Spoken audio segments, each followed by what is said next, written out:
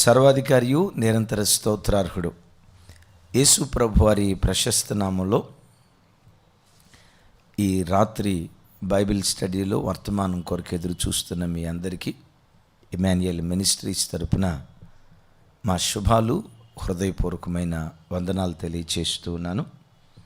అపోస్తులైన పౌలు వారి 3వ సువార్త దండయాత్రను మనం ధ్యానిస్తూ ఉన్నాం కదా. పౌలు వారితో పాటు సేవ చేసిన ఆ సేవకుల్లో అపోస్తుల కార్యం 20వ అధ్యాయం మొదటి 4 వచనాల్లో మిగిలిపోయిన చివరి వ్యక్తి పేరు త్రోఫిము. అతని గూర్చి తిమోతీలకు రాసిన 2వ పత్రికలో త్రోఫిము రోగి ఆయెను అనే మాట మనం చూస్తాం. త్రోఫిము ఎవరు? దైవజనుడు. దైవజనునికి ఉపచారం చేసినవాడు. దైవజనునికి ఉపచారం చేసిన త్రోఫిముకి, ఓ రకంగా దైవజనుడిగా పిలువబడిన త్రోఫిముకు రోగం రావటమా, వ్యాధి రావటమా? సో ఈ మాట చదివినప్పుడు అసలు క్రైస్తవ జీవితంలో రోగాలు ఎందుకు వస్తాయి? సహజంగా రోగం రావటంతో మనం అనే ఒక మాట, ఏదో పాపం చేసి ఉంటాడండి, అందుకనే వాడికి ఆ రోగం వచ్చిందండి అంటాం. అంటే ఆరోగ్యంగా బ్రతికే వాళ్ళందరూ ఏ పాపం చేయకుండా పవిత్రంగా బ్రతికారు అనేనా ఆ మాటకున్న అర్థం? ఏదో పాపం చేసి ఉంటాడండి, అందుకని అట్లాంటి మాయదారి రోగం వాడికి వచ్చింది అని చాలాసార్లు టకామని మనుషులు త్వరగా తీర్పు తీర్చడానికి ప్రయత్నం చేస్తారు. బైబిల్లో మీరు అందరూ ఎరిగిన ఒక మాట, ఒకడు పుట్టినప్పటి నుండి, అంటే పుట్టుకతోనే గుడ్డివాడిగా పుట్టారు. యోహాను సువార్త 9వ అధ్యాయం ఆ గుడ్డివాడిని యేసు ప్రభు వారి దగ్గరికి తీసుకొచ్చి, బోధకుడా, వీడు గుడ్డివాడిగా పుట్టడానికి వీడు పాపం చేశాడా, వీరి తల్లిదండ్రులు పాపం చేశారా అంటారు. అంటే గుడ్డితనంతో పుట్టిన వాళ్ళందరూ పాపం చేసినందువల్ల గుడ్డివాళ్ళుగా పుట్టారని వాళ్ళు అడిగిన మాట చూడండి. వీడు గుడ్డివాడిగా పుట్టడానికి వీడు పాపం చేశాడా, వీరి తల్లిదండ్రులు పాపం చేశారా అన్నారు. వాళ్ళు అడిగిన ప్రశ్నలో మొదటి మాట చూడండి, వీడు పాపం చేశాడా అన్నారు. వాడు తల్లి కడుపులో నుంచి వచ్చేటప్పుడే గుడ్డివాడిగా వస్తే ఇంకా వాడు పాపం చేయటానికి అవకాశం ఎక్కడా? నా మాట అర్థమైందా తమ్ముడు, చెల్లి? నా మాట అర్థమైందా? వాడు ఒకవేళ పాపం చేస్తే తల్లి కడుపులో నుంచి బయటకు వచ్చిన తర్వాత పాపం చేశాడు కాబట్టి సరే, వాళ్ళు అన్న మాట ఓకే అనుకుందాం. వాడు తల్లి కడుపులో నుంచి వచ్చేటప్పుడే గుడ్డోడిగా వచ్చాడు కదా, ఇంకా బిడ్డ పాపం చేసింది ఎక్కడా? అందుకని నేను అంటా, క్రైస్తవ జన్మ ఎవరిని చూసి కూడా ఏదో పాపం చేసి ఉంటాడు అందుకని వీడికి రోగం వచ్చింది, ఇలాంటి బుద్ధిహీనపు మాట ఎప్పుడు మన నోట రాకూడదు. అసలు పరిశుద్ధ గ్రంథమైన బైబిల్ ఆధారం ప్రకారం మనుషునికి ఎందుకు వ్యాధులు వస్తాయి? 9 కారణాలు. ఈ 9 కారణాలే మాస్టర్ పీస్ కాదు, దీనికి మించి కొన్ని కారణాలు ఉన్నాయి. కానీ ఇవన్నీ చెప్పుకుంటూ వస్తే అది చాలా పెద్ద సబ్జెక్ట్ అయిపోతుంది.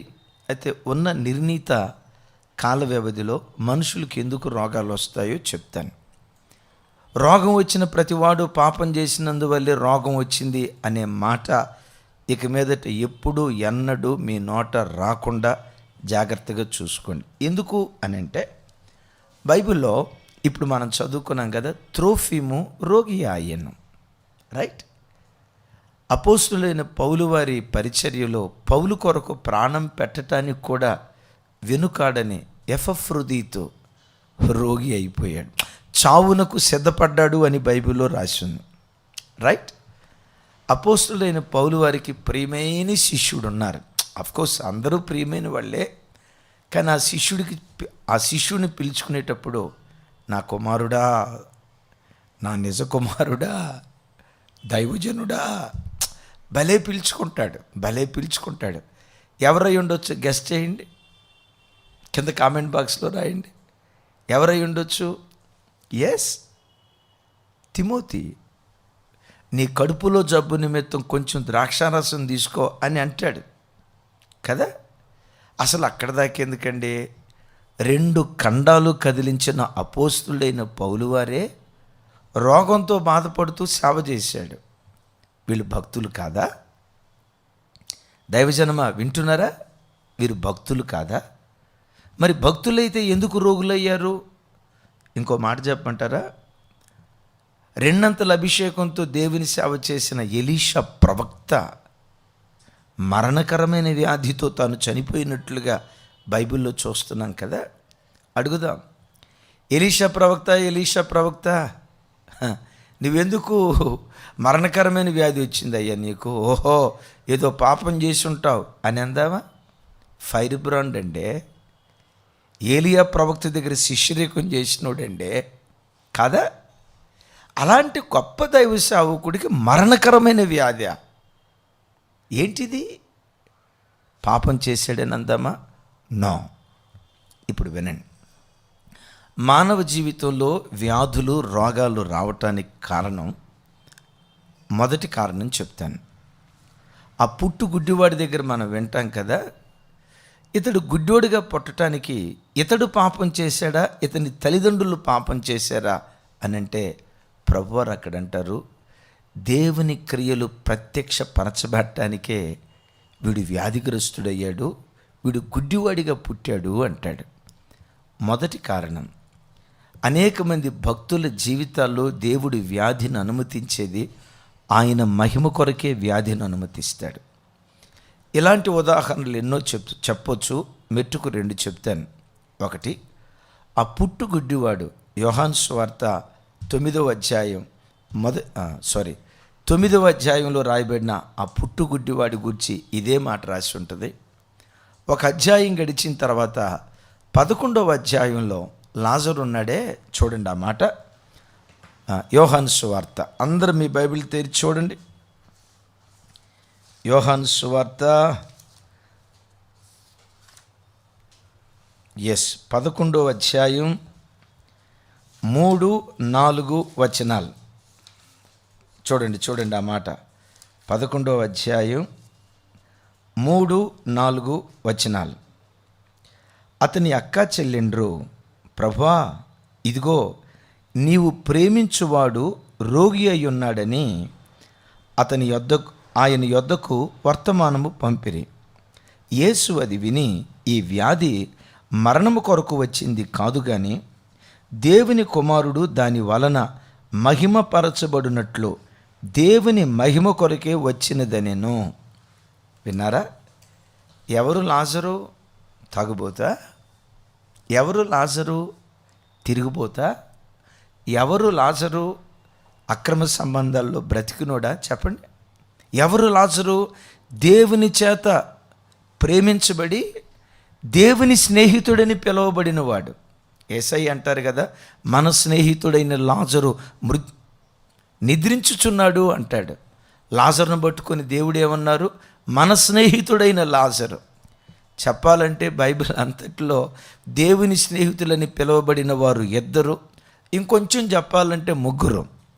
దేవుని స్నేహితులని పిలువబడిన వారిలో మొదటివాడు అబ్రహాం, రెండవవాడు చెప్పుకోవాలి చూస్తే దైవజనుడైన మోషే, మూడోవాడు ఖచ్చితంగా లాజరు. దేవుని స్నేహితుడని పిలువబడిన లాజరు, రైట్, దేవుని చేత ప్రేమించబడిన లాజరు రోగి అయ్యాడు.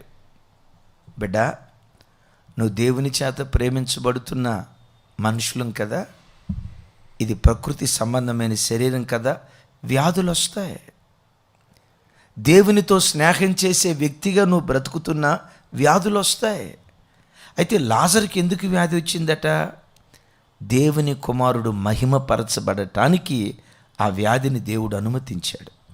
చనిపోయిన లాజరును ప్రభు లేపితే, ఎస్, ఈ దేవుడు మృతులను సైతం సజీవులుగా లేపగలిగిన వాడని ఆయన నామం అన్ని ప్రజల మధ్యలో, ఇశ్రాయేలీల మధ్యలో ప్రకటించబడలేదా? తమ్ముడు, చెల్లి, వ్యాధితో బాధపడుతున్నావా? నేనే పాపం చేశాను, ఈ వ్యాధి వచ్చింది. మనసులో కృంగిపోతున్నావా? ఓ తెలియని అపరాధ భావం నీ గుండెలను పట్టి పీడిస్తుందా? వదిలిపెట్టు. దేవుడు నీకు అనుమతించిన ఈ వ్యాధి ద్వారా దేవుడు మహిమపరచబడాలని కోరుకుంటున్నాడు. ఈ గడియలో ఏ వ్యాధితో నువ్వు బాధపడుతున్నాను, గాయపడిన తన హస్తంతో ప్రభు ముట్టి తన మహిమ కొరకు, ఏంటి ఆయన మహిమ? ఈ దేవుడు స్వస్థపరిచే దేవుడు, ఈ దేవుడు బాగు చేసే దేవుడు, ఈ దేవుడు ఆరోగ్య ప్రదాత, ఎస్, ఈ దేవుడు పరమవైద్యుడు అని నీ ద్వారా ఆయన నామం మహిమపరచబడటానికి కొందరి జీవితాల్లో వ్యాధులు దేవుడు అనుమతిస్తాడు. అయితే సుమి, అందరి జీవితాల్లో ఈ కారణమే కాదు, కొందరి జీవితాల్లో ఆయన మహిమ కొరకు వ్యాధులు అనుమతిస్తాడు. రెండో మాట చెప్పమంటారా? చాలా కారణాలు ఉన్నాయి, అందుకని టకటక చెప్పుకుంటూ వెళ్తాను. రెండవ కారణం, అపరాధానికి శిక్షగా దేవుడు వ్యాధిని అనుమతిస్తున్నాడు. విన్నారా? అపరాధానికి శిక్షగా అంటే వచ్చిన ప్రతి వ్యాధి అపరాధానికి శిక్ష అంటానికి వీల్లేదు. ఎన్నో కారణాలు ఉన్నాయి, వాటిలో ఒక కారణం అపరాధానికి శిక్షగా. ఐగుప్తీయులకు తెగులు వచ్చింది చూసారా? ఒంటి నిండా దద్దుర్లు వచ్చినాయి చూసారా? కురుపులు వచ్చినాయి చూసారా? ఫిలిష్తీయులకు రహస్య స్థలాల్లో గడ్డలు వచ్చాయట, ఎవరికి చెప్పుకోలేరు ఆ బాధ. రహస్య స్థలాల్లో గడ్డలు వచ్చాయట. ఎందుకు ఆ వ్యాధి వచ్చింది? అపరాధమునకు శిక్షగా దేవుడు ఆ వ్యాధిని అనుమతించాడు. నిజమే, కొన్నిసార్లు ఒక మనిషి చేసిన అపరాధానికి ప్రతిగా దేవుడు వ్యాధిని అనుమతిస్తున్నట్లుగా లేఖనాల్లో చూస్తున్నాం. సరే, వాళ్ళు ఫిలిష్తీయులు, ఐగుప్తీయులు అనుకుందాం. బైబిల్లో ఇద్దరు వ్యక్తులు ఉన్నారు. ఒక ఆవిడకేమో శరీరంలో కుష్టు వచ్చింది. ఎవరై ఉండొచ్చు చెప్పండి? మరొక రాజుకేమో నుదుటి కుష్టు వచ్చింది. విన్నారా? ఒక ఆయనకేమో నుదుటి కుష్టు వచ్చింది, మరొక ఆవిడకేమో శరీరం అంతా కుష్టు వచ్చినట్లుగా లేఖనాల్లో చూస్తున్నాం. కింద కామెంట్ బాక్స్లో రాయండి ఎవరై ఉండొచ్చు. డెఫినెట్గా మీరు చెప్తారు. దైవజనుడైన మోషే చెల్లెలుందే, అక్కొందే మిరియామి. తన అక్క అయిన మిరియామికి కుష్టు వచ్చింది. బాబు, ధూపవేదికకి యాజకులే ధూపం వేయాలి, యోధా గోత్రికులు ధూపం వేయకూడదు. అది ప్రతిష్ఠించబడిన స్థలం. ఆ స్థలం ఎక్కి నువ్వు ధూపం వేయటం, అయ్యో దేవునికి విరోధంగా అపరాధం చేస్తున్నావు అని చెప్పినా, నేను రాజుని, నేనే రాజును, నేనే మంత్రిని, నేనే రాజుగా ఉంటా, నేనే యాజకుడిగా ఉంటానని యాజకులను ఎదిరించి ధూపవేదికకి ధూపం వేస్తూ ఉంటే బైబిల్లో చూస్తూ ఉంటాం కదా. యాజకులు చూస్తూ ఉంటుండగానే అతని నుదుట కుష్టు వచ్చిందట. ఎవరా రాజు? ఉజ్జియా. విన్నారు కదా? మొదటి కారణం, దేవుని మహిమ కొరకు వ్యాధి వస్తుంది. రెండవ కారణం, అపరాధమునకు శిక్షగా దేవుడు వ్యాధి అనుమతిస్తాడు. తమ్ముడు, చెల్లి, ఎక్కడైనా అపరాధం చేసావేమో, గర్వించేవేమో, మిరియాములాగా ఎవరిని గుర్చో సనిగేవేమో, దేవునికి ఆయాస్కరమైన కార్యాలు ఏవైనా చేసేవేమో, ఈ వాక్యం వింటుండగా ఏదైనా అపరాధం చేసినట్లుగా నీకు జ్ఞాపకం వస్తే ఈ వాక్యం వింటుండగానే ఉన్న పాటునే దేవుని సన్నిధిలో పశ్చాత్తాపడు. యేసు నామం పేరిట ఈ రాత్రే గాయపడిన తన హస్తాన్ని నీ పట్ల దేవుడు చాపునుగాక. ఆమేన్. మూడవ కారణం, దేవుని క్రమశిక్షణ కొరకు దేవుడు ఒక వ్యక్తికి వ్యాధిని అనుమతిస్తాడు. చూడండి, దీనికి రెఫరెన్స్ చదివితేనే బాగుంటుంది. కొరింథీయులకు రాసిన 2వ పత్రిక, కొరింథీయులకు రాసిన 2వ పత్రిక 12వ అధ్యాయం, బహు చక్కటి మాటలుంటాయి. 7వ వచనం, 12వ అధ్యాయం 7వ వచనం. నాకు కలిగిన ప్రత్యక్షతలు బహు విశేషముగా ఉన్నందున నేను అత్యధికముగా హెచ్చిపోకుండు నిమిత్తము నా శరీరం, విన్నారా, హెచ్చిపోకుండు నిమిత్తము నా శరీరములో ఒక ముళ్ళు, నేను అత్యధికముగా హెచ్చిపోకుండు నిమిత్తము నన్ను నలగగొట్టుటకై సాతాను యొక్క దూతగా ఉంచబడెను. మరోసారి చదువుతాను. నాకు కలిగిన ప్రత్యక్షతలు బహువిశేషముగా ఉన్నందున నేను అత్యధికముగా హెచ్చిపోకుండు నిమిత్తమును నా శరీరములో ఒక ముళ్ళు. మరలా అదే మాట అంటున్నాడు, నేను అత్యధికముగా హెచ్చిపోకుండు నిమిత్తము నన్ను నలగగొట్టుటకు సాతానును దూతగా దేవుడు వాడుకొని నా శరీరంలో ఒక ముళ్ళును అనుమతించాడు. నిజమే. ఏమండి, క్రొత్త నిబంధనలో అపోస్తుడైన పౌలు లాంటి సేవకులు ఎవరు చెప్పండి? సేవకొచ్చే ఏ సేవకుడినైనా మనం ఇంటర్వ్యూ చేసామనుకోండి, బ్రదర్ మీరు క్రొత్తగా సేవకొచ్చారు కదా, ఎవరిలాగా నువ్వు సేవ చేయాలనుకుంటున్నావు అని అంటే టకామని చెప్పే మాట ఎవరిది చెప్పండి? టకామని చెప్పే పేరు ఎవరిది చెప్పండి? చేస్తే అపోస్తుడైన పౌలులాగా నేను సేవ చేయాలనుకుంటున్నానయ్యా, బ్రతికితే ఆ భక్తునిలాగా బ్రతకాలనుకో. నేనంట ప్రతి సేవకుని డ్రీమ్, రోల్ మోడల్ కదా, డ్రీమ్ రోల్ మోడల్ ఎవరు?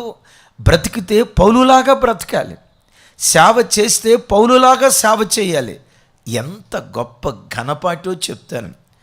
వాహన సదుపాయాలు ఏవీ లేని ఆ కాలములో పౌలు 2 ఖండాలు కదిలించాడు.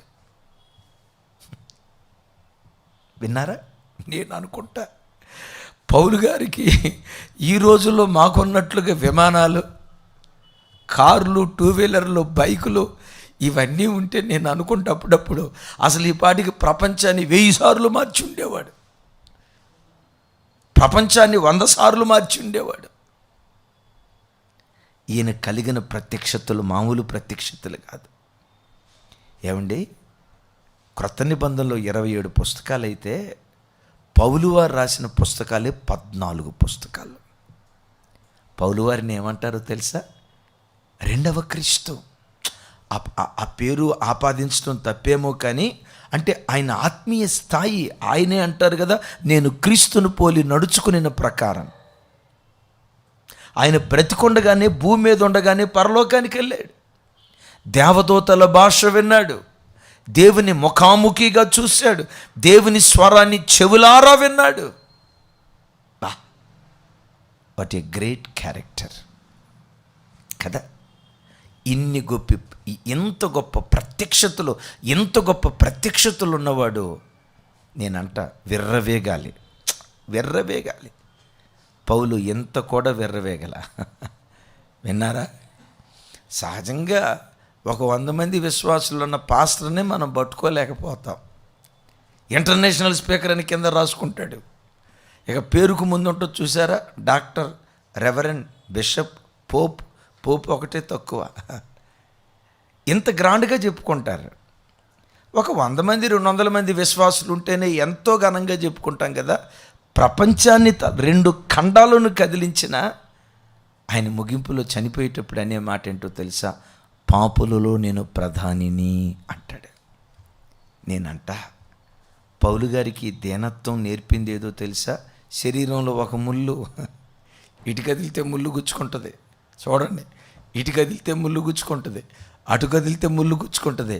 ఆ ముళ్ళు ఏం చేసిందో తెలుసా? హెచ్చిపోకుండు నిమిత్తం. తమ్ముడు, చెల్లి, నీ శరీరంలో కూడా వ్యాధి అనే ముళ్ళుందా? రోగం చేత పీడించబడుతున్నావా? కలవరపడకు, అది దేవుని క్రమశిక్షణలో భాగం. ఆ వ్యాధి నిన్ను నాశనం చేయటానికి వచ్చింది కాదు సుమి, మరణం కొరకు వచ్చింది కాదు సుమి.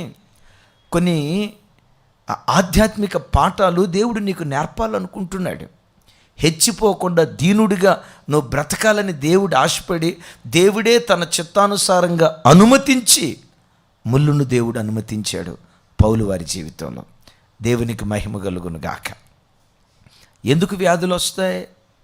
ఎందుకు రోగాలు వస్తాయి? నంబర్ 1, దేవుని మహిమ కొరకు. నంబర్ 2, అపరాధానికి శిక్షగా.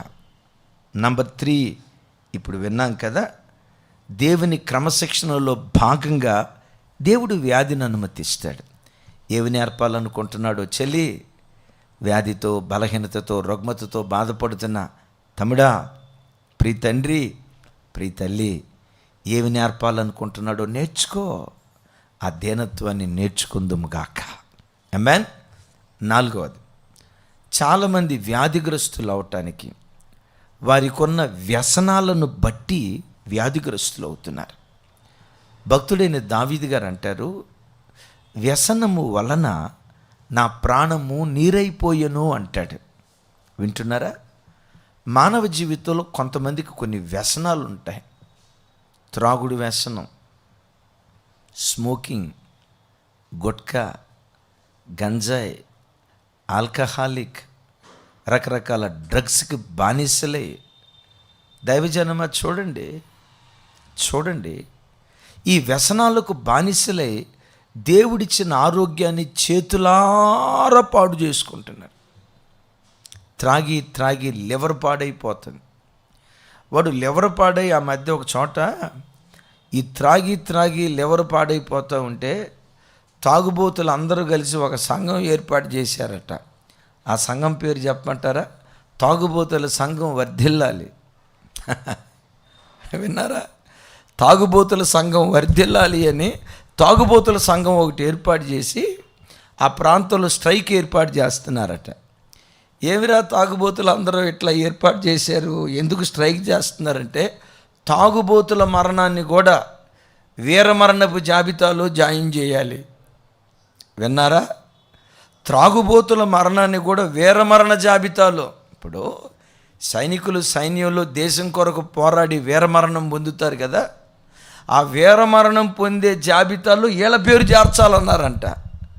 సభికులకు అర్థం కాక, వెళ్ళిన పెద్దలకు అర్థం కాక, ఒరే తాగుబోతోళ్ళ పేరు వీరమరణం జాబితాలో ఎట్లా చేరుస్తావురా అంటే ఒక తాగుబోతోడు అన్నాడట, అయ్యగారు అసలు తాగుబోతోడు మరణం ఎట్లా జరిగిద్దో తెలుసా? లెక్కరికి లివర్కి మధ్యలో జరిగిన పోరాటంలో వీరమరణం పొందాడు సార్ అన్నాడట. ఏంటంట? లెక్కరికి లివర్కి జరిగిన పోరాటంలో వీరమరణం పొందాడట. చూడండి, సిగ్గులేని మాటలు. కొంతమంది చూడండి, ఆ మధ్య పార్కులో వాకింగ్ చేస్తున్నారట. ఓ 70 సంవత్సరాల వయసు కలిగిన భక్తి కలిగిన క్రైస్తవుడు, కాస్త బక్క చిక్కిన శరీరం, బలహీనపడిన శరీరం. ఇక 70 సంవత్సరాల వృద్ధాప్యం వచ్చిన తర్వాత రోగాలు వస్తాయి కదా, ప్రకృతి సంబంధమైంది. ఈ 70 సంవత్సరాల వయసు కలిగిన పెద్ద ఆయన ఆ పార్కులో కొంచెం మెల్లిగా నడుచుకుంటూ వెళ్తూ ఉంటే ఎదురుగా ఒక ముసలాయన స్పీడ్గా జాగింగ్ చేసుకుంటూ వస్తున్నాడంట. జాగింగ్ చేసుకుంటూ వస్తూ ఉన్న ముసలాయన వైపు ఈ క్రైస్తవుడు చూసి, దేవా ఆయన కూడా దరిదాపుగా నా వయసులాగే ఉందే, ఆడేమో జాగింగ్ చేస్తే పరిగెత్తుతున్నాడు, నాకేమో మోకాలు నొప్పి వచ్చా, నడవలేకపోతున్నానే, ఇంత అన్నం తింటే అరక్క గ్యాస్ట్రిక్ సమస్యతో బాధపడుతున్నాను, చూడు నాకులాగే నా వయసులో ఉన్నాడు, ఎంత హాయిగా చలాకీగా పరిగెత్తుతున్నాడో అని చెప్పి అర్ధగంట సేపు అతన్నే తదేకంగా చూసి అతని ఆరోగ్య రహస్యం ఏంటో తెలుసుకుందాం, అసలు అతని వయసు ఎంతో తెలుసుకుందాం అని చెప్పి దగ్గరికి వెళ్ళాడట. బాబు, ఎంత ఆరోగ్యంగా ఉన్నావు, నీ వయసు ఎంతయ్యా అని అడిగాడట. వాడు తలకాయ దించి నా వయసు 40 సంవత్సరాలు అన్నాడట. ఒరే బాబు, 40 సంవత్సరాల వయసులో ఏమిటి ఇట్లా ముసలోళ్ళలాగా అయిపోయావు, ఇంతకీ నీ ఆరోగ్య రహస్యం ఏంటి అని అడిగారట.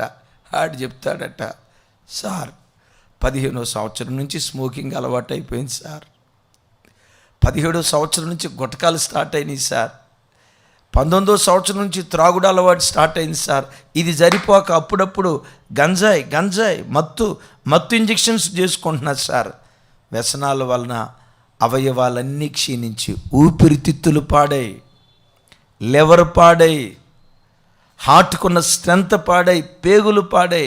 సార్ అదిగో ఆయన చూడండి, మా నాన్న మా నాన్నే నాకంటే యంగ్స్టార్ లాగా ఉన్నాడు, మా నాన్న పక్క నేను ముసలోళ్ళలాగా ఉన్నా. నా వ్యసనం నా ఆరోగ్యాన్ని పాడు చేసింది. దైవజనమా, వ్యసనం వలన ప్రజల ఆరోగ్యాలు పాడవుతాయి. 5వ కారణం చెప్పమంటారా? మరోసారి 4వ కారణం, తమ్ముడు ఏదన్నా వ్యసనంలో చిక్కుకున్నావేమో, వ్యసనపు కాడిలో చిక్కుకొని దేవుడిచ్చిన ఆరోగ్యాన్ని ఒకవేళ నీ బ్రతుకులో పాడు చేసుకుంటున్నావేమో. ఈ రాత్రి ప్రభు నీతో మాట్లాడుతూ ఉండగా, దేవా, ఏ పాపపు వ్యసనంలో చిక్కుపడకుండా నన్ను కాపాడు, ప్రార్థన చేసుకో. అట్టి కృప విడుదల దేవుడు నీకు దయచేయునుగాక. 5వ కారణం, 5వ కారణం, ప్రతి మనిషి ఆలోచించాలి, జాగ్రత్త తీసుకోవాలి. 5వ కారణం ఏంటో తెలుసా? ఇంత పెద్ద పదం వాడుతున్నందుకు నన్ను వేరే రకంగా అనుకోవద్దు. అంటే బైబిల్లో ఉన్న లింక్ చూపించి మీకు చెప్పాలని ఈ పదం వాడుతున్నాను. బుద్ధిహీనత వలన అర్ధాయుష్యుతో ఒకడు చనిపోతున్నాడు. ఎక్కడుందా మాట? ప్రసంగి గ్రంథం చూడు. ప్రసంగి గ్రంథం 7వ అధ్యాయం 17వ వచనం చూస్తున్నారా? అందరూ మీ బైబిల్ తెరవండి. ప్రసంగి గ్రంథం 7వ అధ్యాయం 17వ వచనం. అధికముగా దుర్మార్గపు పనులు చేయకము, బుద్ధిహీనముగా తిరగవద్దు, నీ కాలమునకు ముందుగా నీ వేళ చనిపోదువు. విన్నారా? బుద్ధిహీనముగా తిరగవద్దు. ఎస్, బుద్ధిహీనముగా తిరగవద్దు, నీ కాలమునకు ముందే నీ వేళ చనిపోదువు అంటాడు. అంటే దేవుడు ఒక వ్యక్తికి కొంత ఆయుష్కాలం నియమించుంటాడు. ఇతడు బుద్ధిహీనంగా తిరగటాన్ని బట్టి దేవుడిచ్చిన ఆయుష్కాలాన్ని పూర్తి చేసుకోకుండా ముందుగానే అతడు వ్యాధిగ్రస్తుడే చనిపోతున్నాడు. బిడ్డలారా, బుద్ధిహీనంగా మనం చేసే పనుల్లో కొన్ని పనులు ఏంటో తెలుసా? మితిమీరిన తిండి తినటం, మితిమీరిన ఆకలి, క్రొవ్వు పదార్థాలు ఎక్కువ తినటం, నూనె పదార్థాలు ఎక్కువ తినటం. దేవుడేమో నీ ఆరోగ్యాన్ని కాపాడుకొని నేనిచ్చిన కాలం దీర్ఘాయుష్తో నువ్వు బ్రతికి నశించిపోతున్న అనేక మంది ఆత్మల కొరకు ప్రార్థన చేసి, బిడ్డా నా కొరకు బ్రతకరా, నా పని చేయటం కోసం బ్రతుకో, నా పని చేయటం కోసం ఆరోగ్యాన్ని కాపాడుకో, నా పని చేయటం కోసం నీ ఆయుష్ను కాపాడుకో అని దేవుడు మనకు ఒక దీర్ఘాయుష్ ఇస్తే, ఆ దీర్ఘాయుష్ అంతా 100 అని నేను చెప్పను, 80 అని నేను చెప్పను, 70 అని నేను చెప్పను.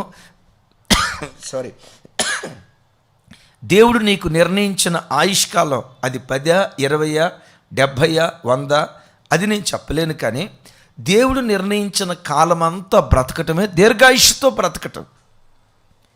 కొందరు దేవుడిచ్చిన ఆయుష్ లోపే ఎందుకు చనిపోతున్నారు అంటే, ఇందాక చెప్పే కదా, తిండి విషయమే నియంత్రణ లేక. మటన్ దుకాణానికి వెళ్తారా?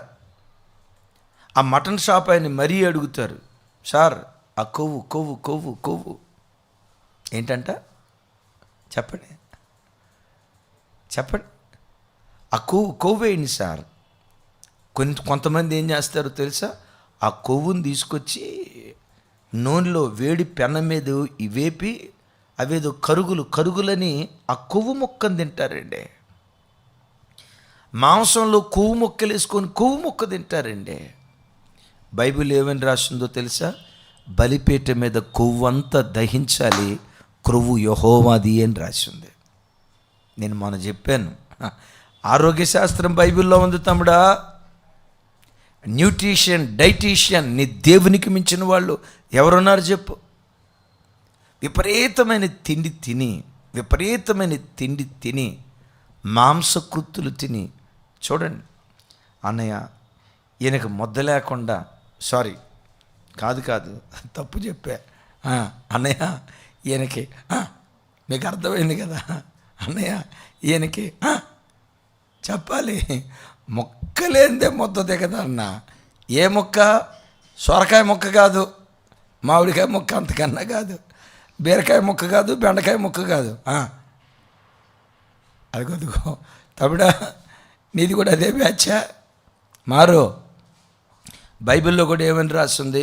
మాంసమును హెచ్చుగా తినేవారితో, ఒరే బాబు స్నేహం చేయొద్దు, తిను, హెచ్చుగా తినే వాళ్ళతో స్నేహం చేయొద్దు, బైబిల్లో రాయబడి ఉంది. మాంసము హెచ్చుగా తినేవారితో స్నేహం చేయొద్దు. సరే, వాళ్ళతో స్నేహం చేసి నీకు మాంసాపేక్ష ఎక్కువైపోతే బైబిల్ ఏమని రాస్తుందో తెలుసా? గొంతుకు కత్తి పెట్టుకో. గొంతుకు నువ్వు కత్తి పెట్టకపోతే రేపు నీ గుండెకి కత్తి పెడతాడు డాక్టర్, జాగ్రత్త. వింటున్నారా? గొంతుకు కత్తి పెట్టుకోవటం నీకు రాకపోతే రేపు నీ గుండెకి కత్తి పెట్టాల్సి వస్తుంది.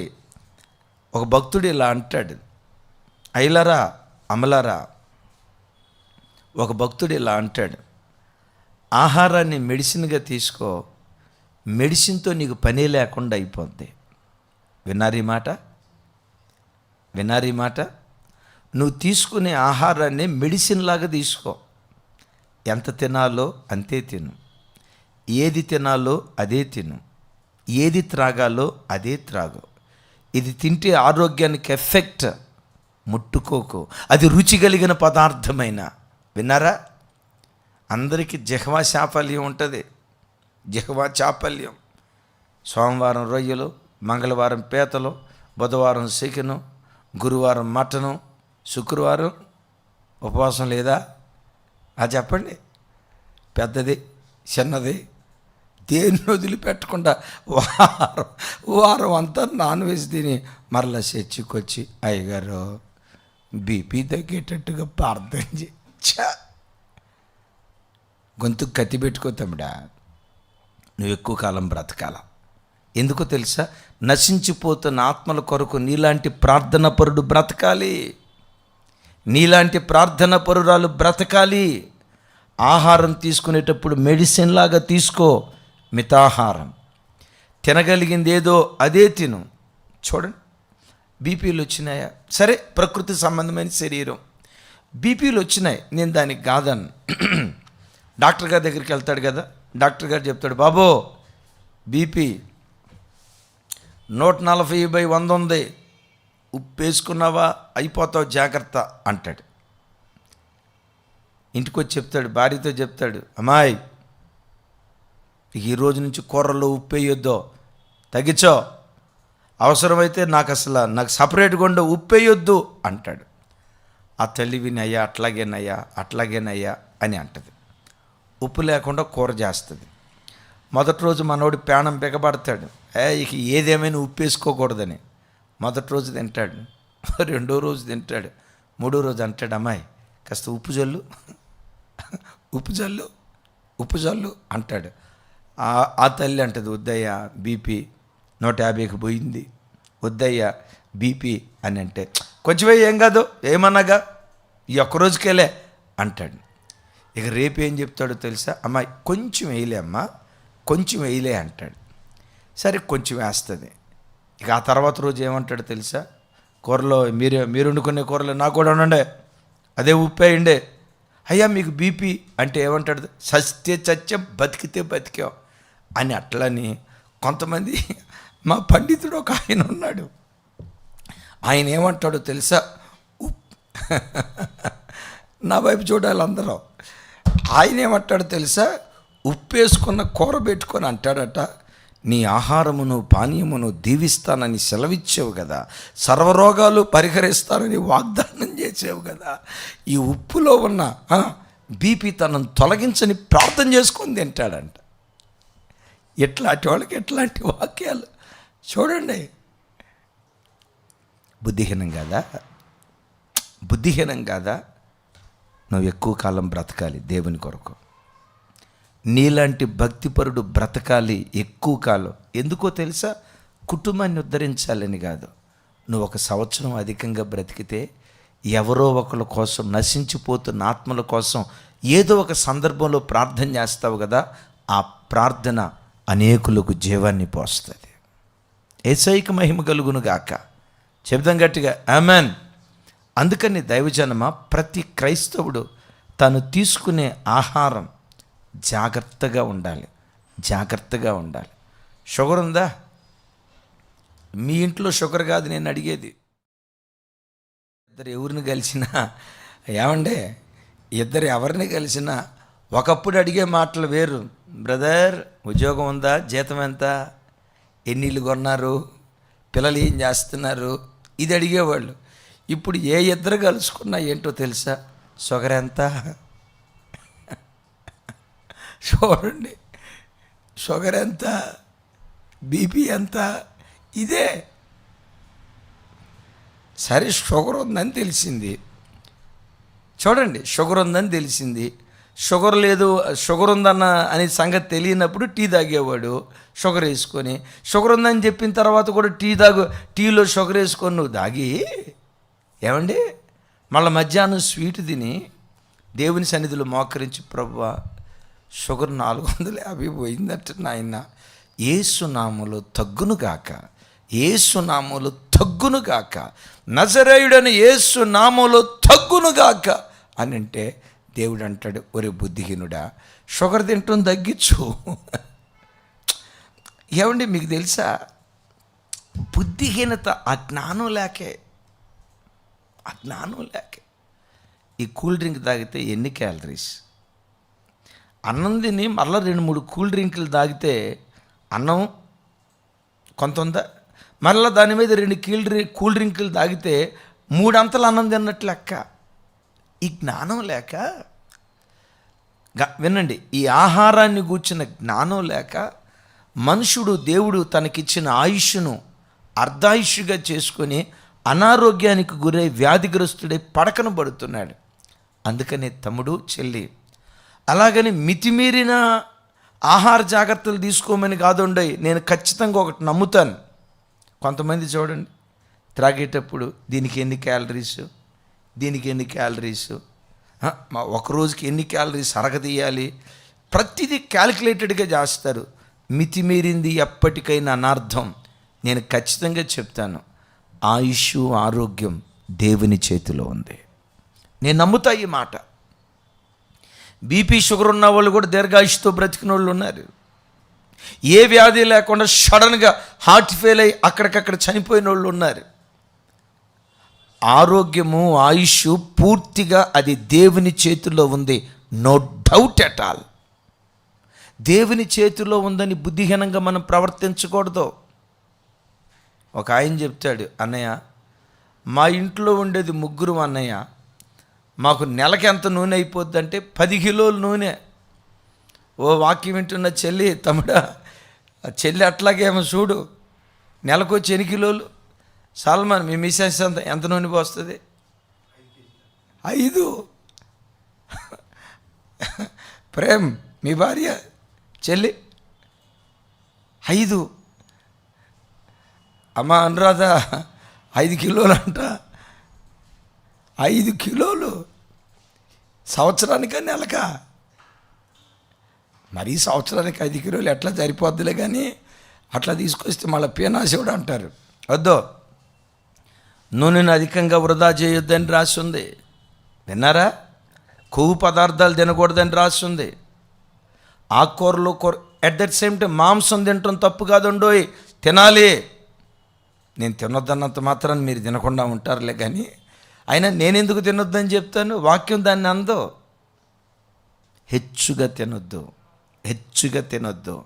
ఆహారాన్ని మెడిసిన్గా తీసుకో. దీర్ఘాయుష్తో బ్రతికే కృపదేవుడు అనుగ్రహించును గాక. ఆమేన్. తర్వాత కారణం, మనిషి వ్యాధిగ్రస్తుడు అవటానికి 6వ కారణం చెప్తాను, దురాత్మ వలన. లోకాసు వార్త 13వ అధ్యాయం 11వ వచనం ఒకసారి చూడు. లోకాసు వార్త 13వ అధ్యాయం 11వ వచనం. 18 ఏండ్ల నుండి బలహీనపరచు దయ్యము పట్టిన ఒక స్త్రీ అచ్చట నుండెను. ఆమె నడుము వంగిపోయి ఎంత మాత్రమును చక్కగా నిలవబడలేకుండెను. విన్నారా? దురాత్మ వలన రోగాలు వస్తాయి. ఇక్కడే కాదండి, సౌలు ఉన్నాడు కదా, సౌలు మతి భ్రమించినోడ్లాగా పిచ్చోడ్లాగా ప్రవర్తించేవాడు. దేన్ని బట్టి? దురాత్మ అతని మీదకి బలంగా దిగొచ్చినట్లుగా లేఖనాల్లో చూస్తున్నా. ఒకటి మోగవాడిగా మారిపోయాడు. దేన్ని బట్టి? దురాత్మను బట్టి. ఇక్కడ అబ్రహాము కుమార్తె అని పిలువబడిన ఈవిడ, వింటున్నారా? ఈవిడ 18 ఏండ్ల నుండి నడుము వంగిపోయి, పైకి నిలవబడలేక నడుము వంగిపోయి రోగగ్రస్తురాలిగా ఉంది. ఎందుకు రోగగ్రస్తురాలిగా ఉందంటే బలహీనపరిచే దురాత్మ ఆమె నేలుబడి చేసిందట. అలాగని దైవజనమా, నడుము నొప్పి ఉన్న వాళ్ళందరూ దురాత్మ వలన వచ్చింది అనుకునేరు గాక, మెడ నొప్పి ఉందన్న వాళ్ళు దురాత్మ వలన వచ్చింది అనుకునేరు గాక, నడుము వంగిపోయి వృద్ధాప్యం వలన నడుము వంగిపోయిన వాళ్ళు, చాలామంది స్త్రీలకు నడువు నొప్పి, మెడ నొప్పి, రకరకాల బలహీనతలు ఉంటాయి, ఇవి దురాత్మ వలన వచ్చినాయి అనుకునేరు గాక. అయితే ఒక కారణం, దురాత్మ వలన రోగాలు వస్తాయని దేవుని యొక్క లేఖనాల్లో రాయబడింది. ఇప్పుడు మీరు నన్ను అడగొచ్చు, అయ్యా క్రైస్తవులను దురాత్మ పట్టుకుంటుందా? ప్రార్థనా పరుల గుడారాలలోకి దురాత్మలు వస్తాయా? వింటున్నారా? ప్రార్థనా పరుల గుడారాలలోకి దురాత్మలు వస్తాయా? నా నమ్మకం, నా విశ్వాసం లేఖనానుసారంగా యేసుక్రీస్తు రక్తముతో కడగబడి బాప్తిస్మం తీసుకొని శక్తి కొలది, శక్తి మేరకు భక్తిగా బ్రతకటానికి ప్రాకులాడుతున్న ఏ వ్యక్తిని దుష్టుడు ముట్టడు, సాతాను తాకలేడు. ఎందుకు? వాక్యం ఏమంటుంది? యాకోబులో మంత్రం లేదు, ఇశ్రాయేలీలలో శకునము లేదు. దురాత్మలు అన్యుల ఇంటికి వెళ్తాయి, దురాత్మలు చీకటి సంబంధుల దగ్గరికి వెళ్తాయి, దురాత్మలు దేవునికి అయిష్టంగా అపవిత్రంగా బ్రతుకుతున్న వ్యక్తుల దగ్గరికి వెళ్తాయి. దేవుని బిడ్డలను వాడు ముట్టలేడో. కొంతమంది పద్దాకల ఇంట్లో ఏది జరిగినా ఎవరో చేతబడి చేశారయ్య గారు. ఎవరిలో? బాప్తిస్మం తీసుకొని ఆదివారం మందిరానికి వస్తూ కలిగిన దానిలో దశంభాగం దేవునికి ఇస్తూ భక్తిగా ప్రార్థనలో బ్రతుకుతున్న బిడ్డలే వాళ్ళు చెప్పే మాట ఏంటో తెలుసా? కొంతమంది దొంగ దర్శనాలు చూసే వాళ్ళ దగ్గరికి వెళ్తారు. వాళ్ళ దగ్గరికి వెళ్ళామనుకోండి, అమ్మా నాకు ఒంట్లో బాగాలేదు, అనారోగ్యం, 4 రోజులు బట్టి మంచం మీద నుంచి లేవలేకపోతున్నాను అని యవనమ్మాయి చెప్పింది అనుకోండి, ఆ దర్శనాలు చెప్పి ఆవిడ టకమని ఏం చెప్పిందో తెలుసా? మీ అత్త చేతబడి చేసిందమ్మా. నమ్ముతారా లేదా? చెప్పండి. ఎందుకు? అత్తా కోడల మధ్య యుద్ధం 1947 నుంచి ఉండేదేగా. పురాతన కాలం నుండి శాశ్వత కాలం వరకు ఉండేదేగా. ఎప్పుడైతే ఈ మాట చెప్పారో, ఎస్ మా అత్త చేతబడి చేసింది. ఇక చూడండి, అసలు అత్తా కోడల మధ్య అతకదాయా? ఈ మాట చెప్పిన తర్వాత ఇంక అతుకుడు ఎక్కడ? జీవితాంతం వైరమే కదా. నేనంట, మీరు నాకు సమాధానం చెప్పండి, కింద కామెంట్ బాక్స్లో రాయండి. మిమ్మల్ని అడుగుతున్నా, క్రైస్తవులను సాతానుగాడు ముట్టగలడా? దురాత్మలు దేవుని కొరకు భక్తిగా బ్రతుకుతున్న బిడ్డల కుటుంబాల్లో సాతానుగాడు అడుగు పెట్టగలడా? మీ అభిప్రాయం రాయండి. నా నమ్మకం మాత్రం యాకోబులో మంత్రం లేదు, ఇశ్రాయేలీలలో శకునము లేదు. నేనంట, ఎంత భక్తిగా బ్రతుకుతున్నా, ఎంత ప్రార్థన చేస్తున్నా చాతబడులు ఈ వ్యక్తి మీద పనిచేస్తున్నాయంటే అప్పుడు నేను మిమ్మల్ని అంట, చాతబడి శక్తివంతమైందా? ప్రార్థన శక్తివంతమైందా? యేసు రక్తముతో కడగబడి భక్తిగా బ్రతుకుతున్న వ్యక్తుల మీద కూడా చాతబడులు పనిచేస్తున్నాయంటే యేసు రక్తం శక్తివంతమైందా? అప్పుడు చాతబడి శక్తివంతమైందా? అయిపోద్దా? చాతబడి శక్తివంతం అయిపోయినట్లు కదా. చాతబడి శక్తివంతమైందా? యేసు క్రీస్తు రక్తము ఎదుట ఏ దురాత్మైన దునుమాడబడాల్సిందే, ఏ దురాత్మైన సాగిలపడాల్సిందే, ఏ దురాత్మైన యేసు క్రీస్తు రక్తం ఎదుట గడగడలాడాల్సిందే. యేసయ్యకు మహిమ కలుగునుగాక. ఐగుప్తు దేశమంతా సంహారదోత, ఎస్, ప్రతి ఐగుప్తిని ఇంటిలో జొరబడి ఐగుప్తీయుల కుటుంబాలను నాశనం చేసింది సంహారదోత. చెప్పండి, గోషేనులో పస్కా గొర్రెపిల్ల రక్తంతో పోయబడిన ఇశ్రాయేలీయుల గుడారాలలోనికి సంహార దూత అడుగు పెట్టగలిగాడా? నేనంట పస్కా గొర్రెపిల్ల రక్తానికి అంత శక్తి ఉంటే పస్కా గొర్రెపిల్ల రక్తము కంటే శ్రేష్టమైన యేసుక్రీస్తు రక్తానికి ఇంకెంత శక్తి ఉంది? పస్కా గొర్రెపిల్ల రక్తానికి అంత శక్తి ఉంటే దేవుని కుమారుని రక్తానికి ఇంకెంత శక్తి ఉందో క్రైస్తవుడా ఒకసారి నువ్వు ఆలోచించు. నువ్వు విమోచించబడింది, కడగబడింది ఎడ్ల రక్తంతో కాదు, గొర్రెల రక్తంతో కాదు, మేకల రక్తంతో కాదు, పొట్టేళ్ల రక్తంతో కాదు, పసిపిల్లల రక్తంతో కాదు, ప్రశస్తమైన యేసుక్రీస్తు రక్తముతో నీవు కడగబడ్డావు గనుక ఏ దురాత్మ నిన్ను ముట్టలేదు. మా బాల్య దినాల్లో మా తండ్రి గారు అప్పుడే రక్షణ పొందిన దినాలు. ఆ రోజుల్లో గ్రామాల్లో ఒక నానుడేంటో తెలుసా? రాత్రిపూట స్త్రీ ఇళ్లలో జొరబడి పసిపిల్లలను చంపేస్తుందని చెప్పి గ్రామాల్లో అనేక చోట్ల ఈ వేసవి కాలం వచ్చిందంటే ఇదే మాయిదారి రోగం ఉండేది.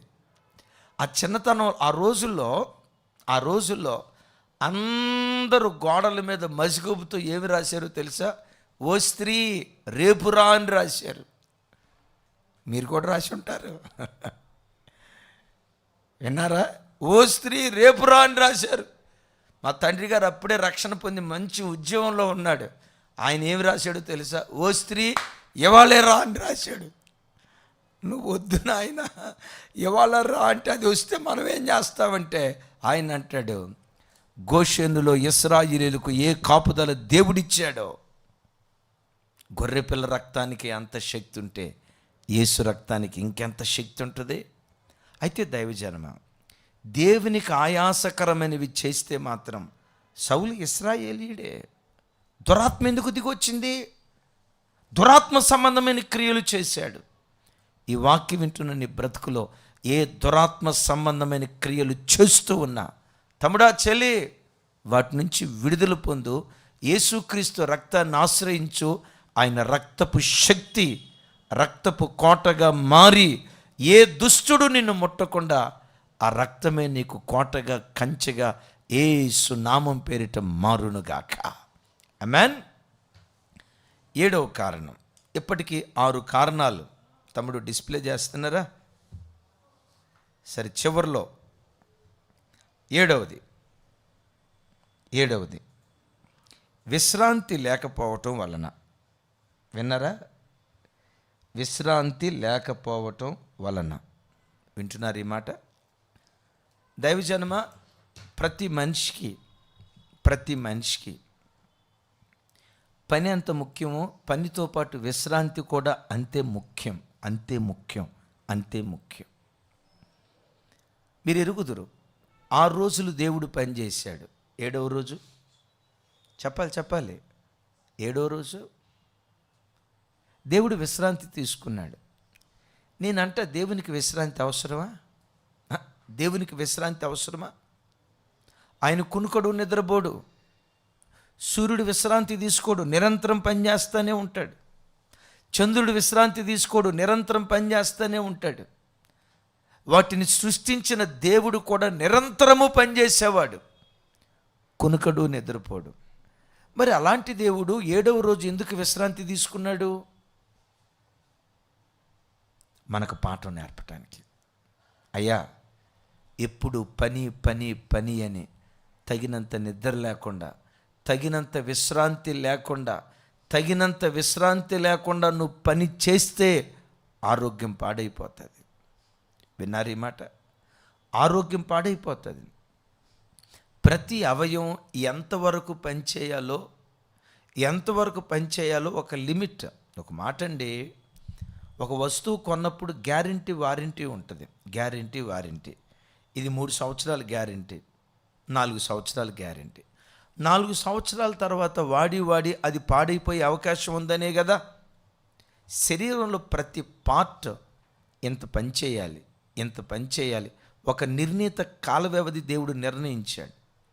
మీకు తెలుసా, ఆ మధ్య చాలామంది జిమ్లో ఎక్సర్సైజ్ చేస్తా 6 ప్యాక్ బాడీ ఉన్నవాళ్ళు. విన్నారా?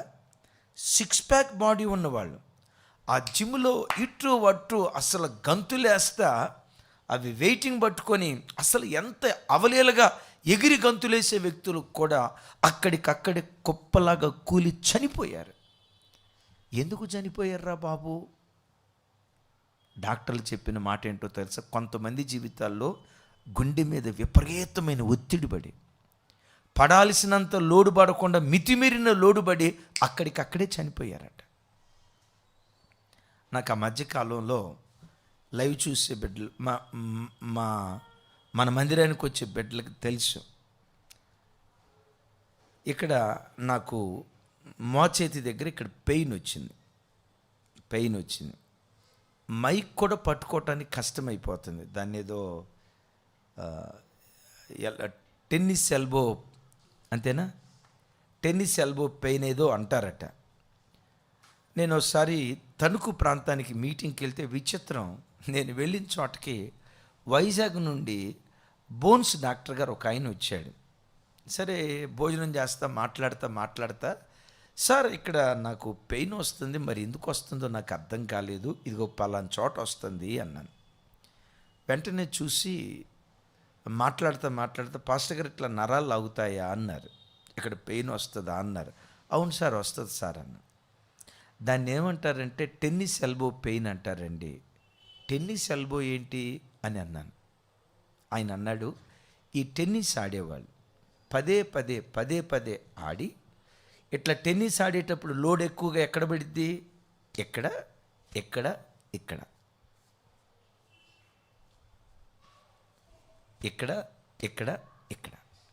మేజర్గా ఇక్కడ లోడు పడిద్దండి. టెన్నిస్ ప్లేయర్స్కి ఎక్కువగా ఇక్కడ పెయిన్ వస్తుంది. సో దీన్ని టెన్నిస్ ఎల్బో అంటారండి అన్నాడు. నేనెప్పుడూ టెన్నిస్ ఆడలేదయ్యా, నాకు సేవ తప్పితే ఇంకో ప్రపంచం లేదు. ఒకప్పుడు ఆడి ఉంటే క్రికెట్ బాగా ఆడేవాడిని, సరదాగా మాట్లాడతా బ్యాట్స్మెన్ని, బౌలర్ని, నంబర్ 1 ఫీల్డర్ని, కీపర్ని, ఆల్రౌండర్నండి.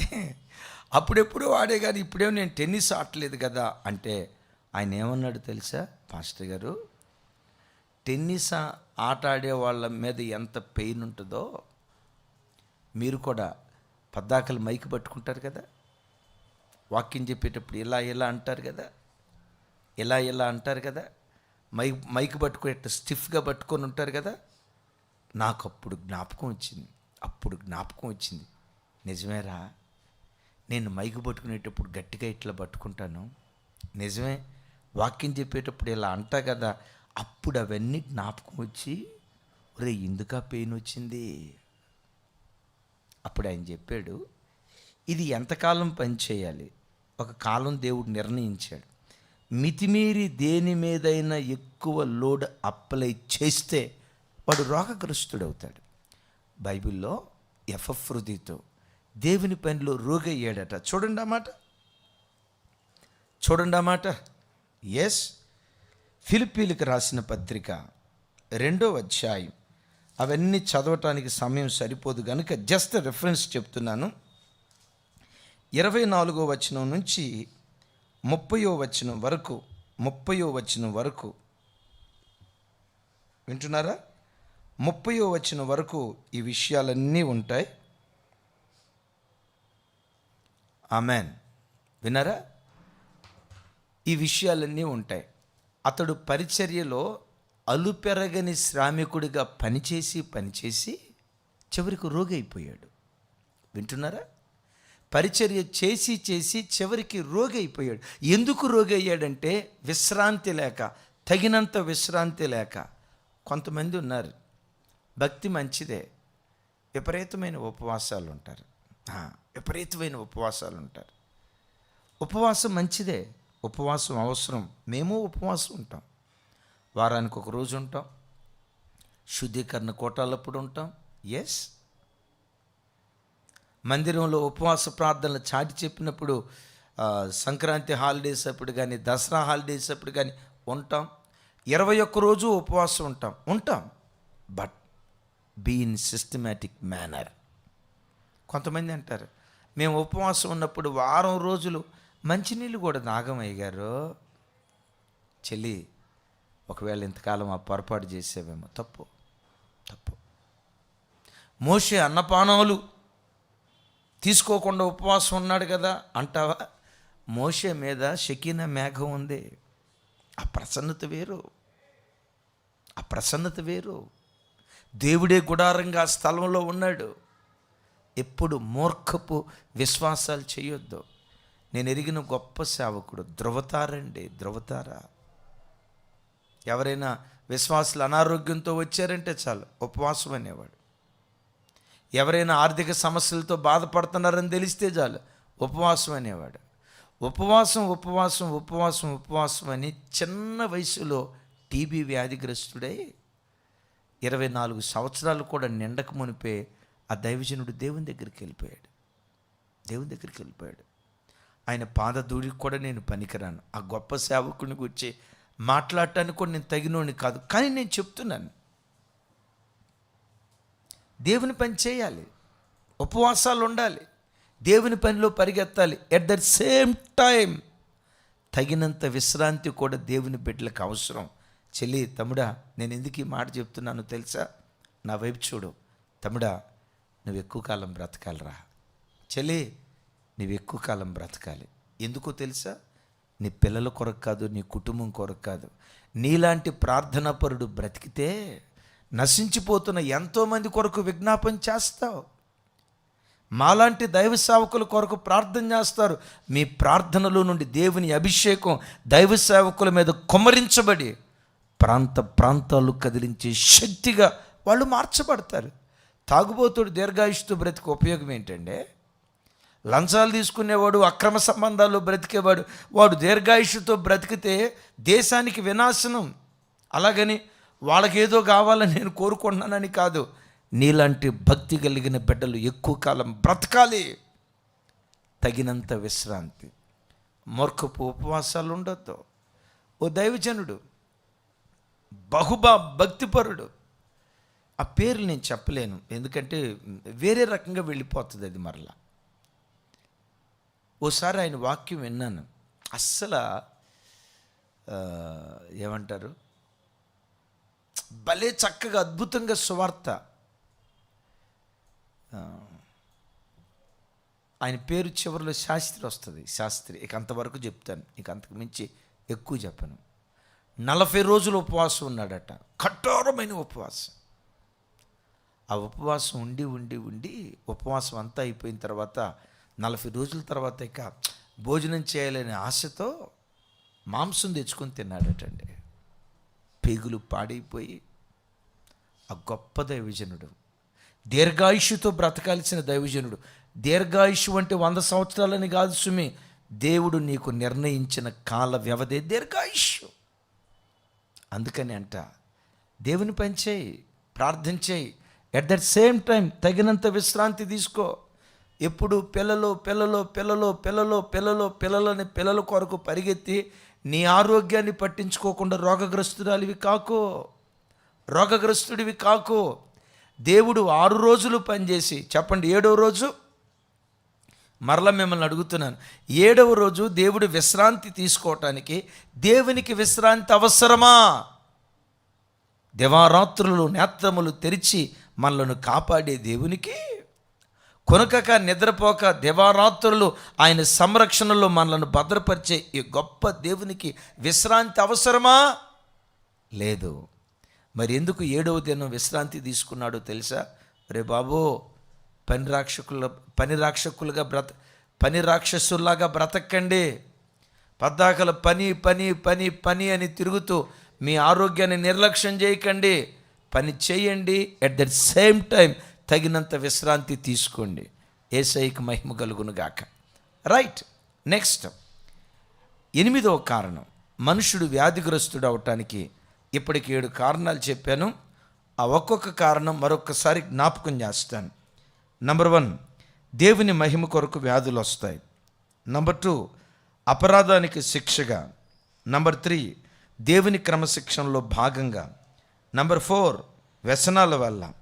నంబర్ 5, బుద్ధిహీనత వల్ల. నంబర్ 6, దురాత్మ వలన. నంబర్ 7, తగినంత విశ్రాంతి లేకపోవటం వలన. నంబర్ 8 అండ్ నంబర్ 9 త్వరగా చెప్తాను. నంబర్ 8, దేవుని పరీక్షలో భాగంగా. నా వైపు చూడండి. 8వది ఏంటి చెప్పండి? దేవుని పరీక్షలో భాగంగా. దేవుని పరీక్షలో భాగంగా ఎవరికి వ్యాధి వచ్చింది చెప్పండి చూద్దాం. టకమని చెప్తారు. ఎస్, దైవజనుడైన యోబు. చూడండి ఆ మాట. యోబు గ్రంథం 2వ అధ్యాయం 4-5 వచనాలు. ఇది అందరికీ తెలిసినటువంటి మాటే, అయినా కొంతమంది తెలియని బిడ్డలు కూడా ఉంటారు. రెఫరెన్స్, దాని వివరాలు 2వ అధ్యాయం 4-5 వచనాలు. అపవాది చర్మము కాపాడుకొనుటకై చర్మమును, తన ప్రాణమును కాపాడుకొనుటకై తనకు కలిగినది యావత్తును నరుడికిచ్చును గదా. ఇంకొకసారి నీవు చేయి చాపి అతని ఎముకలను అతని దేహమును మొత్తిన ఎడల అతడు నీ ముఖము ఎదుటే దూషించి నిన్ను విడిచిపోవును అనెను. విన్నారా? యోబు అరికాలు మొదలుకొని నడినెత్తి వరకు కురుపులు కురుపులు కురుపులు. ఇక గోకి గోళ్ళు అరిగిపోతే చెల్లపెంకు తీసుకున్నాడట భక్తుడు. చెల్లపెంకు తీసుకున్నాడట. ఎముకలు పటపటమని ఇరిగిపోయి అంత బాధ. ఇప్పుడు యోబుని చూసిన వాళ్ళంతా ఏం పాపం చేసి ఉంటాడో అంటే, ఆరోగ్యంగా బ్రతికిన వాళ్ళందరూ నీతిమంతులైనట్టు. ఏ పాపం చేసి ఉంటాడో అని అందరూ అనుకుంటా ఉన్నారు. నేనంట, యోబును గూర్చి దేవుడే సాక్ష్యం ఇచ్చాడు. ఏమని? భూమి అంతటిలో అతని వంటివాడు లేడు. అతని వంటివాడు లేడని యోబును గూర్చి అంత గొప్ప సాక్ష్యం ఇస్తే ఆ యోబు రోగగ్రస్తుడయ్యాడు. ఎందుకు తెలుసా? దేవుడు పరీక్షించట. ఎస్, సాతాను ద్వారా దేవుడు ఆయన్ని పరీక్షిస్తున్నాడు. తమ్ముడు, చెల్లి, యోబు పరీక్షలో నెగ్గాడు. తాను గెలిచాడు అనే కంటే కూడా తన దేవుణ్ణి గెలిపించాడు. తన మీద నమ్మకం పెట్టుకున్న దేవుణ్ణి గెలిపించాడు. నీ జీవితంలో కూడా అనారోగ్యం నీ విశ్వాసానికి పరీక్ష. వ్యాధి నీ విశ్వాసానికి పరీక్ష.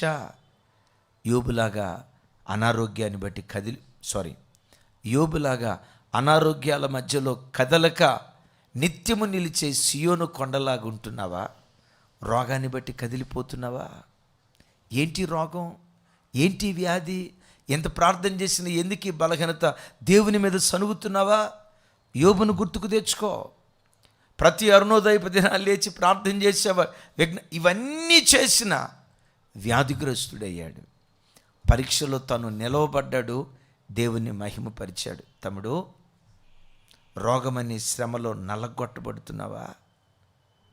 ఇది నీకు పరీక్ష కాలం.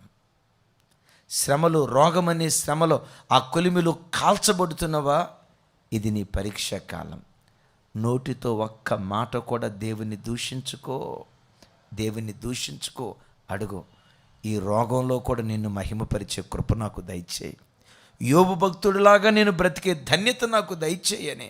ఒకవేళ ఈ వాక్యం వింటున్న చెల్లి బహుకాలము నుండి వ్యాధితో బాధపడుతున్నావా? నీతో దేవుడు మాట్లాడుతున్నాడు. బహుకాలము నుండి కన్నీళ్లు కాచిన కుదర్చజాలని రోగంతో బాధపడుతున్నావా? నీతోనే దేవుడు మాట్లాడుతున్నాడు. ఎన్నిసార్లు సంఘంలో నీ కొరకు ప్రార్థన చేసినా, ఉపవాస ప్రార్థనలో నువ్వు పాలు పంపులు పొందినా, ఈసారి దేవుడు బాగు చేస్తాడని గుండె లవిసేలాగా ఏడ్చిన వ్యాధిగానే మిగిలిపోయిందా? కృంగిపోయావా? యోబును గుర్తుకు తెచ్చుకో. పరీక్షలో నెగ్గాడు, 2 బహుమానాన్ని పొందుకున్నాడు. యోబు దేవుడే నీ జీవితంలో 2 బహుమానం దేవుడు అనుగ్రహించునుగాక. ఆఖరిది 9వది. ఎందుకు మనిషికి వ్యాధులు వస్తాయి? దైవజనమా, మరణం కొరకు దేవుడు వ్యాధులను అనుమతిస్తాడు. ఎస్, కొన్ని వ్యాధులు మరణం కొరకు దేవుడు అనుమతిస్తాడు. మరణం కొరకు వ్యాధిని అనుగ్రహించబడింది భక్తిహీనులకే కాదు, భక్తి పరులకు కూడా మరణం కొరకు దేవుడు వ్యాధిని అనుమతించాడు. చూడండి ఆ మాట, రాజుల రెండవ గ్రంథం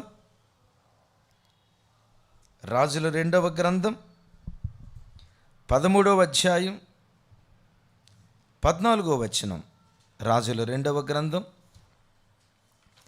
13వ అధ్యాయం 14వ వచనం. 13-14. ఎస్.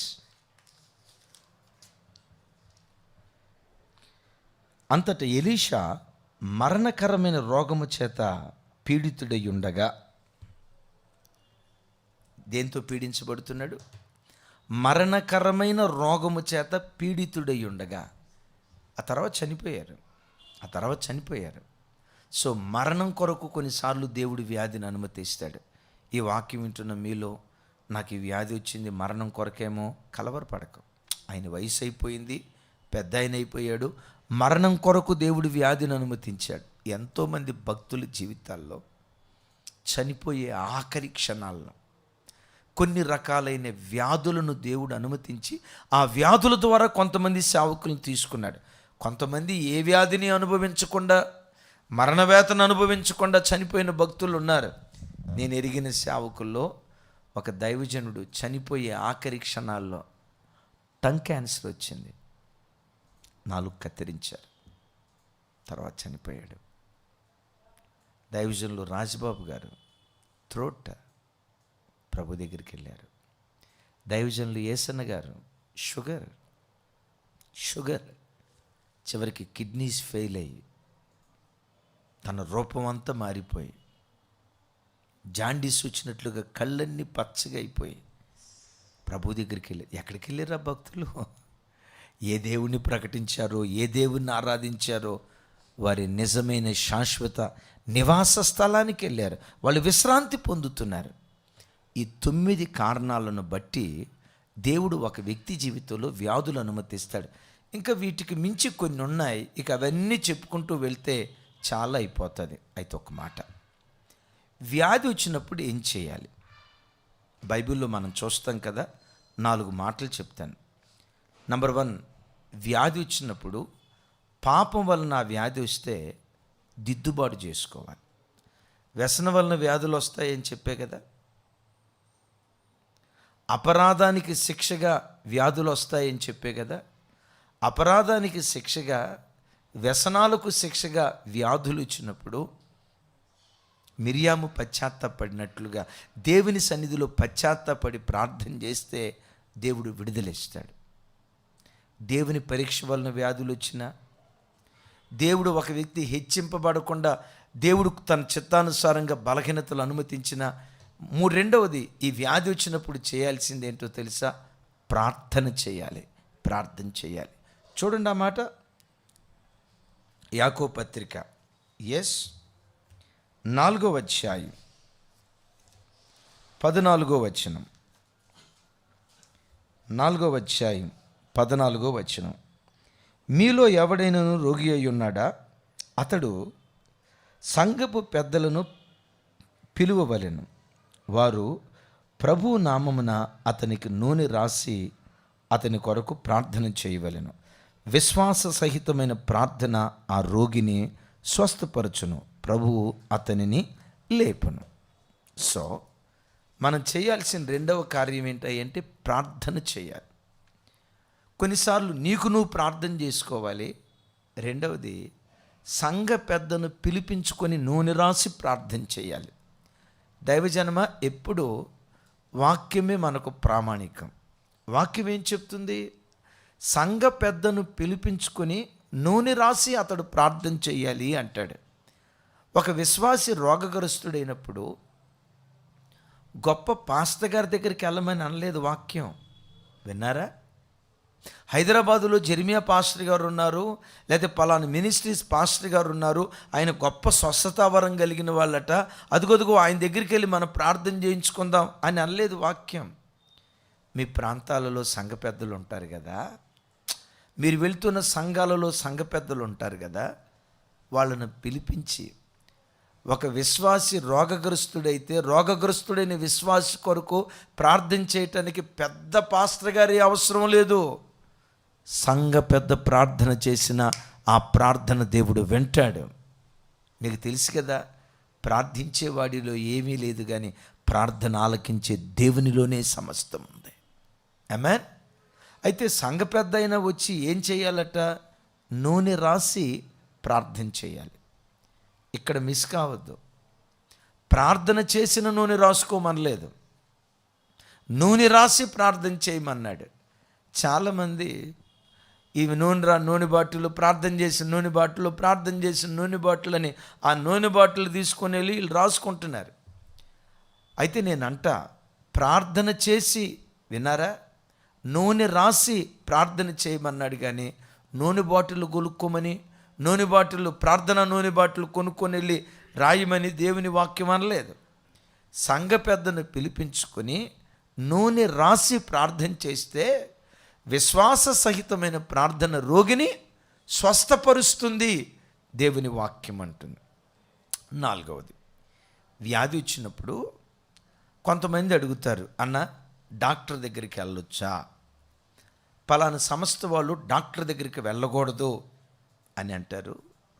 పలానా సంస్థ వాళ్ళు అసలు మెడిసినే వేసుకోకూడదు అని అంటారు. ఈ విషయంలో మీ అభిప్రాయం ఏంటని చాలామంది అంటారు. నేను వాళ్ళ అభిప్రాయాన్ని పొరపాటున విభేదించను.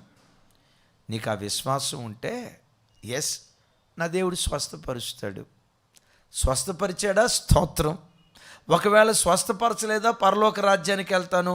ఆ విశ్వాసం ఉంటే నువ్వు మెడిసిన్ వేసుకున్నా ఒకటే, వేసుకోకపోయినా ఒకటే. అయితే అందరికీ ఒకటే విశ్వాసపు స్థాయి కదా, అందరిది ఒకటే విశ్వాసపు స్థాయి కాదు కదా. నాకున్నంత బలమైన విశ్వాసం మీకు ఉండకపోవచ్చు, మీకున్నంత బలమైన విశ్వాసం నాకు ఉండకపోవచ్చు. నా విశ్వాసాన్ని మీ మీద రుద్దకూడదు, కానీ మీరు నా స్థాయికి రావటానికి ప్రార్థన చేయాలి. నా మాట అర్థమైంది కదా. యేసు ప్రభువారే అంటారు, వైద్యుడు రోగుల కొరకే కానీ ఆరోగ్యవంతులు కాదు కదా అని అన్నాడు. నా నమ్మకం, వైద్యుల దగ్గరికి వెళ్ళటం పాపమేం కాదు. అలాగని వైద్యుల దగ్గరికి వెళ్ళకుండా పూర్తిగా దేవుని మీద ఆధారపడి బ్రతకటం మూర్ఖపు విశ్వాసం కాదు, ఉన్నతమైన విశ్వాసం. నేను దాన్ని సమర్థిస్తాను, దీన్ని ఒప్పుకుంటాను. కొంతమంది అంటారు, హాస్పిటల్కి వెళ్ళొచ్చా వెళ్ళకూడదా? వెళ్తే తప్పేమీ లేదు. ఆ మధ్య ఒకళ్ళు ఎగతాళిగా అన్నారు, అన్నయ్య వాడు ట్యాబ్లెట్లు వేసుకుంటా ట్యాబ్లెట్లకు ప్రార్థన చేయమని నాకు ఇచ్చాడు అన్నయ్య, ట్యాబ్లెట్లకి ఏమని ప్రార్థన చేశాడు? ట్యాబ్లెట్లకు ప్రార్థన చేయమంటాడు ఏంటండి అని ఒక ఆయన అన్నాడు. ఇంకొంతమంది అంటారు, ట్యాబ్లెట్లు వేసుకునేటప్పుడు ప్రార్థన చేసుకొని ట్యాబ్లెట్లు వేయాలా అని అంటారు. నేనంట, ఎస్, ట్యాబ్లెట్లు వేసుకునేటప్పుడు కూడా ప్రార్థన చేసుకునే ట్యాబ్లెట్లు వేయాలి. ఎందుకో చెప్పమంటారా? డంకన్ అనే ఓ దైవజనుడు ఇలా అంటాడు, మన విత్తనాలు భూమిలో విత్తితే విత్తటం మన పని, మొలకెత్తింప చేయటం దేవుని పని. మరోసారి చెప్పంటారా? విత్తనాలు వేయటం మన పని, అవి మొలకెత్తాలా లేదా ఎవరి చేతిలో ఉంది చెప్పండి? అవి ఫలించాలా లేదా ఎవరి చేతిలో ఉంది? ఆ విత్తనం 30 60 100 ఫలించాలా ఫలించకూడదా ఎవరి చేతిలో ఉంది? దేవుని చేతిలో ఉంది. విత్తనం వేయటం మన పని, ఫలింప చేయటం దేవుని పని. మెడిసిన్ వైద్యులు తయారు చేసిందే, డాక్టర్లు తయారు చేసిందే. మెడిసిన్ వేసుకోవటం నీ పని, అది పని చేసేటట్లుగా కార్యం చేయటం దేవుని చేతిలో ఉంది. అందుకనే ఎంత గొప్ప డాక్టర్ గారైనా వైద్యం చేసేటప్పుడు ఒక మాట అంటాడు, మేము చేయాల్సింది చేసాం సార్, ఇక ఇదంతా దేవుని చేతిలో ఉంది సార్. దేవుడు బ్రతికిస్తే బ్రతుకుతాడు. మీరు ఏ దేవునికి ప్రార్థన చేస్తున్నారో ఆ దేవునికి ప్రార్థన చేసుకోండి, ఆ దేవుడు బ్రతికిస్తాడు. డాక్టర్లు కూడా చివరికి ఎవరి మీద ఆధారపడతారు? విత్తనం వేయటం నీ పని, మొలకెత్తింప చేయటం దేవుని పని. సో నా నమ్మకం, మెడిసిన్ వేసుకునేటప్పుడు కూడా ప్రార్థన చేసుకొని మెడిసిన్ వేసుకోవటం వాక్యానుసారమే. వెకిలిగా నవ్వొద్దు, వారి విశ్వాసాన్ని తృణీకరించొద్దు. యేసయ్యకి మహిమ కలుగును గాక. ఆఖరి మాట, పశ్చాత్తాపడ్డాం సార్, రోగం పోలా. ప్రార్థన చేసాం సార్, రోగం పోలా. వైద్యుల దగ్గరికి వెళ్ళాం సార్, రోగం పోలా. మరి ఏం చేయాలి ఇప్పుడు? ఏం చేయమంటారో చెప్పంటారా? అద్భుతం. దేవుని కృపనడుగు, దేవుని కృపనడుగు. ఆ వ్యాధి నీ శరీరంలోనే ఉంటుంది. వ్యాధి నిన్ను బాధించకుండా ఆ వ్యాధిని భరించటానికి కావలసిన శక్తి దేవుని కృప నీకు అనుగ్రహించడం ప్రారంభిస్తుంది. ఇది కృపలో ఉన్న గొప్పతనం. ఇది బైబిల్లో ఎక్కడ రాసి ఉంది? మీ అందరికీ తెలుసు. అపోస్తులైన పౌలు వారి జీవితంలో కొరింథీయులకు రాసిన 2వ పత్రిక 12వ అధ్యాయం చూడండి. ఆ మాట 12వ అధ్యాయం ఇది చదువుకొని ప్రార్థన చేసుకుందాం. 7వ వచనం నుంచి 9వ వచనం వరకు, సరే 8, 9 వచనాలు చదువుతాను. అది నా యొద్ద నుండి తొలగిపోవాలనని దాని విషయమై ముమ్మారు ప్రభువును వేడుకొంటిని. అందుకు నా కృప నీకు చాలును, బలహీనతల యందు నా శక్తి పరిపూర్ణమగుచున్నదని ఆయన నాతో చెప్పెను. కాగా క్రీస్తు శక్తి నా మీద నిలిచియుండు నిమిత్తము, కిందంటాడు నన్ను కప్పు నిమిత్తము, విశేషముగా నా బలహీనతల యందే బహు సంతోషముగా అతిశయపడుదును. నేనెప్పుడు బలహీనుడనో అప్పుడే బలవంతుణ్ణి